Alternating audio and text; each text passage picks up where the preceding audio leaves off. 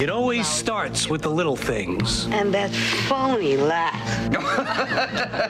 When I watch you eat, when I look at you lately, I just want to smash your face in. Smash my face. Not the best advice for therapy, but just like in the War of Roses, marriages are tough. We all know that. Turns out, experts say if you start acting like you're divorced, it could save your marriage. Joining me this morning to talk about it is relationship expert and therapist Rick Brown. Always good to see you, Rick. Appreciate it. All right, what do you think about this? They say acting divorced may be the key to saving your marriage. What do you think about that? Well, in some ways, there's some truth to it, because one of the things that divorced people report that they like is that sense of freedom. They finally get to do what they want to do. They can play golf when they want to play golf, fish when they want, watch what they want without being hassled. But it's not getting the freedom to do that, because after a while you begin to feel like you miss having somebody in your life to share that with.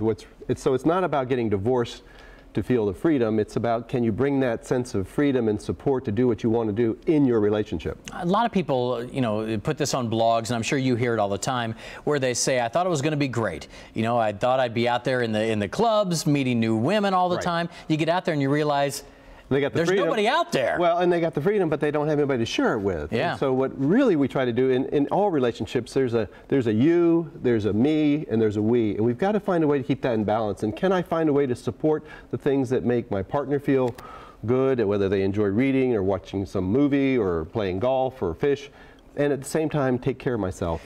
I think a lot of times we also see other couples and it looks like they've got it all together, and we have frustrations in our own lives, but everybody's going through the same issues, aren't they? Oh, they are. Everybody struggles with that. And I remember seeing a couple where they were arguing about, all he does is work, and then when he comes home, he just wants to fish on the weekends. And so they're arguing about his fishing. And then so he decides, okay, to avoid the hassle, I'm going to stay home. And now she's complaining that he's just watching TV and on the computer. So it's not about the fact that he wants to fish or watch TV or play. It's the fact that they don't feel connected. And because once you begin to feel more connected with your partner will actually support you doing those things that you want to do. If you're arguing about those things, it's usually because you're not feeling connected. Do we just get too comfortable? And if so, how do you break out of that comfort zone to rekindle what you used to have? Well, and that's the other thing about when people get divorced, one of the first things they do is start taking care of themselves. They go to the gym, they eat right, they start losing weight, they dress right. And a lot of people when they're married, they just get kind of lazy. And if you don't think your partner's noticing you're putting on those extra pounds or kind of walking around the same shabby outfit over and over again, they're noticing that. They may not be saying anything about it. And so we really need to look at, like we would if we were getting divorced, we start taking care of ourselves. Give us one tip, an additional tip that we can start on today to maybe help bridge the gap and bring that intimacy back together. Well, again, take care of yourself. Find a way to support your partner in terms of what they want to do.